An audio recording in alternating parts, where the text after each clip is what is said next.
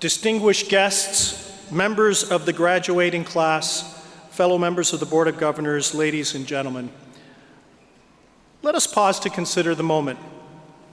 Today, the Carleton family gathers to celebrate the graduating class of 2019. We are all so proud to celebrate together this very happy occasion.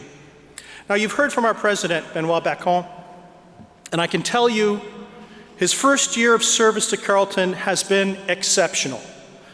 Benoit, you encapsulate the energy, vitality, generosity of spirit that makes Carleton a great university. Thank you for a great first year.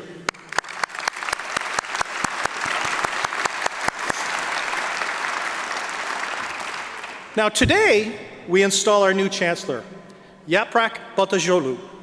I do this on behalf of the Board of Governors, Carleton University, and the greater Carleton family. I have had the unique honor as your board chair to help recruit and preside over the installation of both the President and the Chancellor. I'm very confident that together Benoit and Yaprak will make for an exceptional team. With Benoit and Yaprak, we move from strength to strength. Now, last year I had the honor to tell you about how great Benoit was. This year, let me tell you about Yaprak, someone who has always been a very proud member of the Carleton family, but who we now welcome as one of our leaders. If there is a thought for you to take away today about our soon-to-be-installed Chancellor, she is a patriot. She is a leader driven by commitment to family and country. Her story is our story. She came to Canada as an immigrant, built a wonderful family, led a distinguished career, graduated from Carleton. Her story is the story of Canada and why we are such an exceptional country. My thought for you today is remember. Remember and know that Yaprak once sat where you are. Our graduating class of 2019 now sit. Proud, excited, happy, ready to start, which we now know was a truly impressive personal and professional journey. A Carleton grad with a distinguished career spanning more than 25 years in roles of increasing responsibility, Yaprak shaped federal policy, oversaw programs and operations, led transformation, contributed to numerous senior committees, and influenced the direction of the government affairs at the most highest level of decision-making. When she retired in 2018, she was one of Ottawa's most seasoned deputy ministers and served as a trusted advisor to 4 prime ministers. She is a valued mentor to many in the government's senior executive cadre. She helped develop the next generation of public sector senior leaders. And as Secretary to the Treasury Board, Yaprak led and supported the government's management board and provided strategic and operational leadership that advanced sound governance and results across the federal government. During her career, Yaprak held a number of senior deputy minister positions, including Deputy Minister of Transport, Infrastructure and Communities, Deputy Minister of the Department of Agriculture and Agri-Food, Deputy Secretary to the Cabinet of Operations for the Privy Council. Honored by the Public Policy Forum in 2017, she has twice been recognized by the Women's Executive Network as one of Canada's top 100 most powerful women and received several honors for significant contributions to the public sector, including the Queen Elizabeth II Diamond and Jubilee Medals, and the 125th anniversary of the Confederation of Canada Medal. Yaprak currently serves on the board of the Institute of Corporate Directors, Hydro Ottawa, and is a professor at the University of Toronto Munk School of Global Affairs and Public Policy. Yaprak, today we welcome you. We honor you. We all look forward to working together. Everyone here is bound by a common sense of purpose. Our mission is to ensure that Carleton remains a top university committed to ideas that make our country a better place, and which is that transformational place which creates the next generation of Canada's leaders. I will now ask Yaprak to affirm her commitment to Carleton University by the swearing of an oath. You ready? Yeah, okay, sorry. That's not in my script. Okay. Yaprak Baltacioğlu, will you assume the functions of the office of the Chancellor of this university to which you have been duly appointed by the Board of Governors, and do you promise to keep and preserve during your term of office the statutes, customs, privileges, and liberties of this university to promote its well-being and that of its members? I do. By the authority of the Senate and the Board of Governors, I now declare you to be the rightfully installed as Chancellor of the Carleton University with all the rights and privileges of that office. I ask the Marshal and Clerk of the Senate to invest you with your robes of office to be worn in token and symbol alike of your office at the university and of your guardianship of academic integrity and freedom of inquiry here in our midst and throughout the world.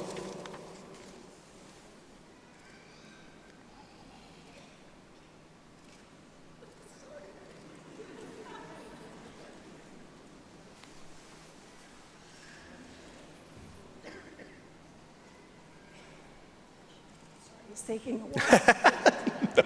It's all good.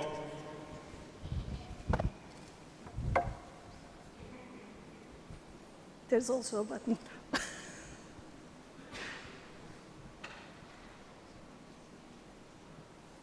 So now I present to you your new Chancellor. Hooray! Woo!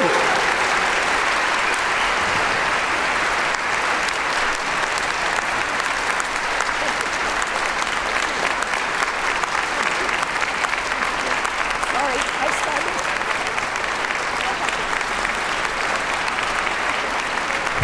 You'd be a great Chancellor.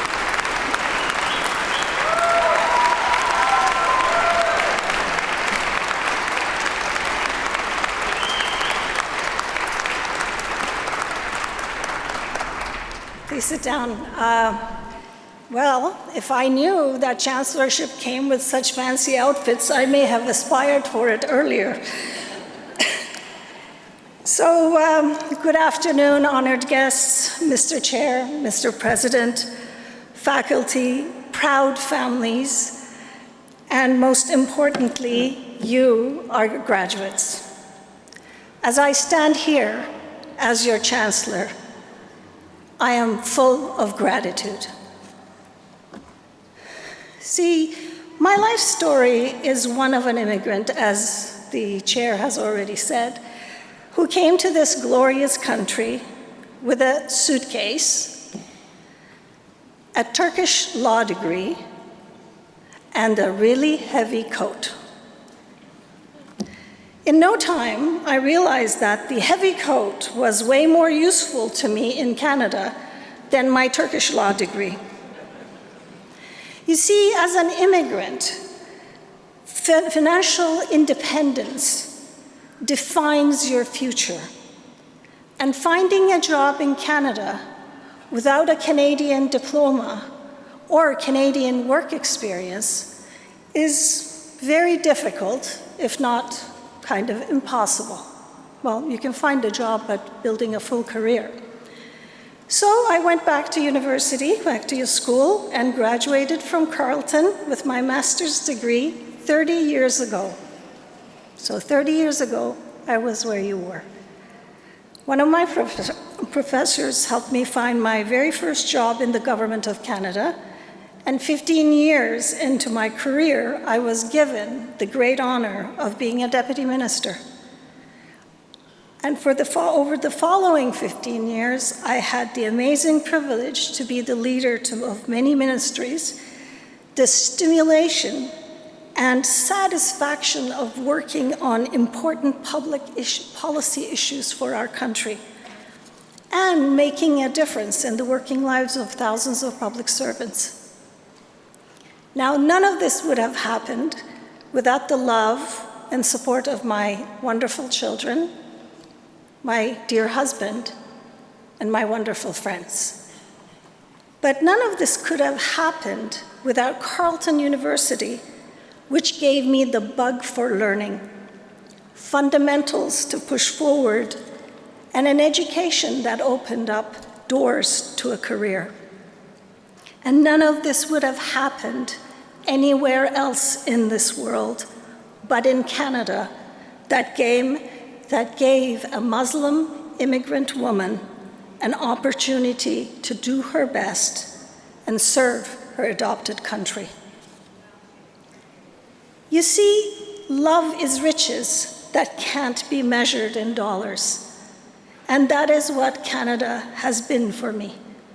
For countless immigrants before and after me, Canada has been a love story, a place of refuge, a place of welcome, a place of opportunity. And not only did I get to live in one of the most wonderful countries on this earth, I also got to work in Canada's extraordinary public service. And through public service, I have had the opportunity to reciprocate to my beloved country. And today, with my installation, I'm hoping to reciprocate to Carleton through my role as its Chancellor. Now, that's about me. Let me turn to you, graduates. You are now sitting in this hall, not knowing what your future will look like. I know that your education is going to open a number of doors for you. While your education is a foundation, I have 3 pieces of advice for you. 1, be very good to people around you, whether in your personal life or professional life. How you deal with your loved ones, fellow students, your colleagues, your future employees will determine your success as a person. Great results are only possible if you could leverage the love, the brains, energy, and commitment of people around you. Being fair, generous, and humble, and ethical in all your dealings will be critical in your life. My second advice is that remember your roots. And today, Carleton University, through this ceremony, is becoming one of your roots. Be great alumni. Stay in touch with your classmates. Talk about your university with pride, because you never know, one day you may be the Chancellor. And give it time. Give it your time when it asks it from you. And my last advice is, make a difference. Your career isn't only about you or personal gain, but it is also about giving back to the world, to Canada, and to your community. Today, figuring out how to make a difference is not the same for you as to what your parents' generation faced a generation ago. When my generation was entering the workforce, we always talked about the survival of the fittest. I think now for your generation, it is the survival of the most adaptable. Because the world is faster paced, technology is disrupting occupations and workplaces, the world's challenges are increasingly interconnected, and adapting and thriving in this world is going to mean a number of things. Cultivate a love for learning. Your diploma today is not an end. Well, maybe just for today. But as of tomorrow, it is the beginning of a learning journey. Be comfortable with feeling lost. Not knowing everything and not being the smartest in the room is okay. Treat your ignorance as opportunities to grow into yourself. In this world, you're going to have to cultivate your curiosity. Be interested in fields you know nothing about. Interconnected world needs interconnected knowledge. Don't forget the saying, not all who wander are lost. In this world, you're going to need to cultivate your resilience and humility. Not everything in your life is going to be easy. And you're going to fail sometimes, or bad things are going to happen. The strongest are the ones who get up after a fall and have no scar tissue of regrets. And lastly, cultivate your bravery. Hold on to your dreams and push for them through the fire and flames. You will find in your future, whatever you spend your time and attention on will flourish, and whatever receives your lack will atrophy. So make the right choices as you go forward. As a future leader, strive to make a difference in the life of your community, this beautiful Canada of ours, and the world. Thank you, and I'm honored to be your Chancellor.